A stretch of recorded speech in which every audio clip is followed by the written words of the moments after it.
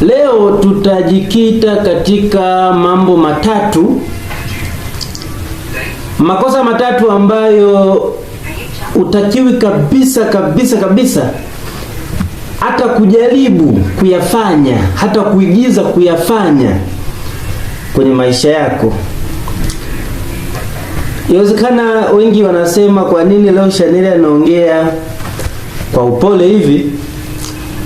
Lakini ukweli ni kwamba leo naenda kuzungumza mambo mazito sana. Mazito mno mpaka naogopa. Na kama utabahatika kunisikiliza hadi mwisho, basi yawezekana ukatoka ukiwa mtu mpya kabisa na mwenye ufahamu tofauti kabisa na wale wengine ambao wataishia njiani kusikiliza funzo la leo. Tunaenda kujikita kuchambua vitabu zaidi ya 20. Watu wanasema Shaneli anazungumza jambo gani? Lakini ukweli ni kwamba leo nazungumza jambo linalohusu watu moja kwa moja, katika yale ambayo yanawakuhamisha kufikia pale ambapo wanapatamani.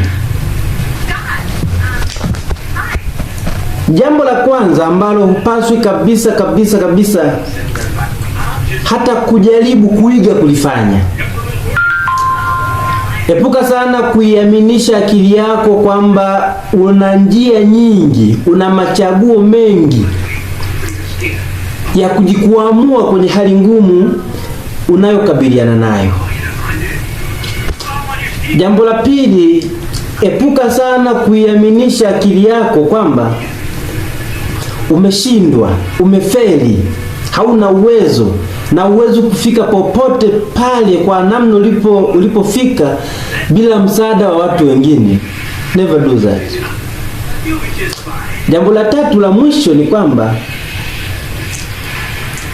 epuka sana kuiaminisha akili yako kwamba bado una nyakati zingine nyingi za kuchukua hatua ya kufanya lile ambalo unaliona pekee ndiyo itakalo kukuamua kwenye hali ulionayo. Watu wanasema Shaneli hivi amevitoa wapi? Lakini ukweli ni kwamba ni mambo ya uhalisia zaidi ambayo yamewatokea watu wengi, lakini nimechambua kwenye vitabu zaidi ya 20. Jambo la kwanza, naweza nikajikita katika kosa la kwanza. Kwa nini nakuambia epuka sana kuiaminisha akili yako kwamba una machaguo mengi ya kufanikiwa au kuondokana na hali ngumu ulionayo? Inawezekana hali ya umaskini, inawezekana kwenye hali ya misukosuko ya maisha, au hali ya mahusiano ulionayo, au hali nyingine ile ambayo inakunyima excitement, gratification, ile furaha ya moyo ulionayo. Sasa leo naomba nikupe mfano mdogo kwanza kabla sijaendelea, mfano ambao ni wa mtu yawezekana unayemjua kabisa lakini hujajua sawa. Nakupa mfano mmoja wa mtu mmoja kutoka Marekani, kutoka Hispania. Anaitwa Hernan Cortez. Hernan Cortez alikuwa ni kapteni wa jeshi la Hispania. Mwaka 1519 aliongoza askari zaidi ya 500 waliopakia kwenye meli 11 kwenda kupigana vita katika nchi ya Mexico. Walipofika na zile meli katika mji mmoja unaitwa Veracruz nchini Mexico katika mwaka 1519, walipofika pale wakagundua kwamba hali ni ngumu, hawana uwezo kabisa wa kushinda vita ile. Kabisa wakiona dalili wanaona kabisa hii vita wao hawawezi kabisa kushinda. Wanajeshi wakaanza kukata tamaa.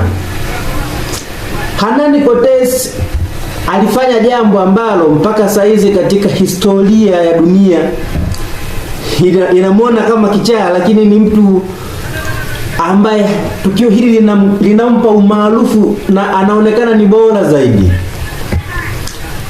Hernán Cortés alitoa maagizo ya kwamba meli zote zile walizokuja nazo, zile 11 zichomwe moto. Wanajeshi wakashangaa sana. Zikachomwa moto zile meli. Wakati zinakaribia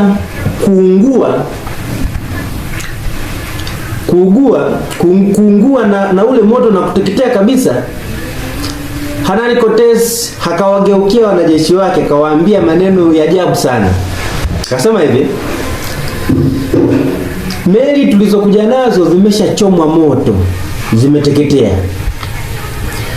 Kwa maana hiyo hatuna uwezo tena wa kurudi nyuma. Tuna mambo mawili ambayo yanatukabili. Jambo la kwanza, lazima tuamue kufa kwa kutekwa na maadui na kuteketezwa. Na option ya pili ya mwisho ni kwamba lazima tushinde vita, ili usafiri wa maadui zetu ndio tutakao utumie kurudi nyumbani kwetu. Wanajeshi wakawaza, wakagundua hawako tayari kufa. Kwa maana wakajawa na passion ile ya kwamba wazo moja walilobaki nalo ni la kushinda vita, kwa sababu hawana uwezo tena wa kurudi nyuma na meli zishaungua. Wale wanajeshi walifanya tukio ambalo mpaka leo dunia inashangaa.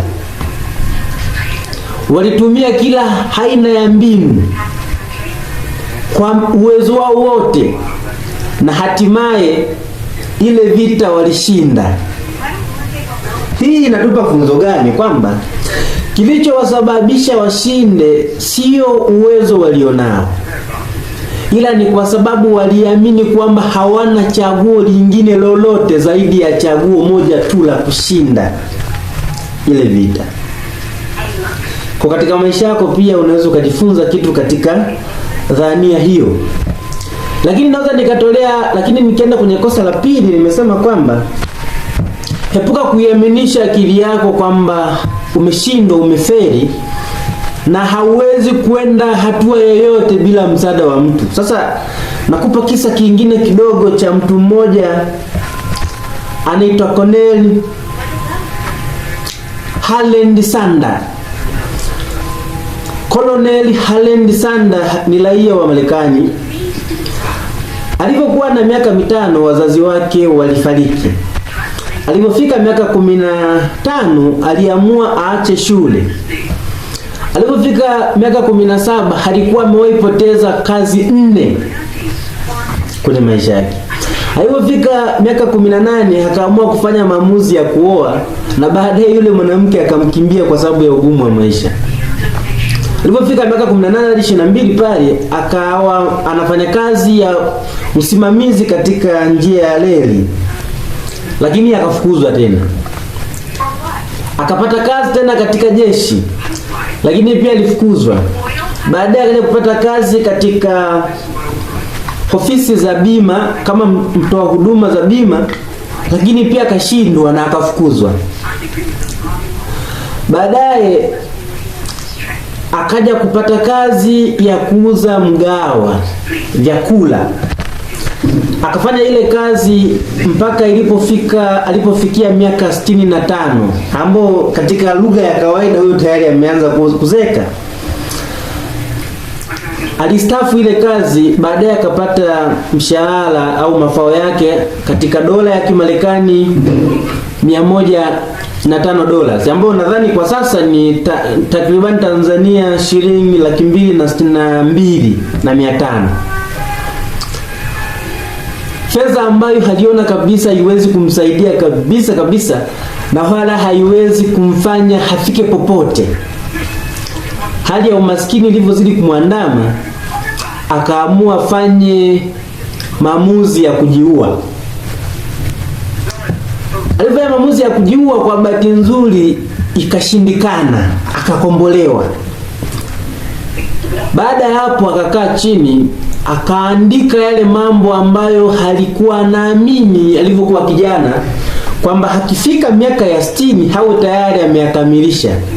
Akagundua mambo mengi kabisa hajayafanya, jambo ambalo liliendelea kumkatisha tamaa kabisa kwenye maisha yake. Bwana Sanda akawaza, akasema, kwa nini nijiue? Hata kama nimezeeka hivi, hakuna jambo lolote lile ambalo nina uwezo nalo.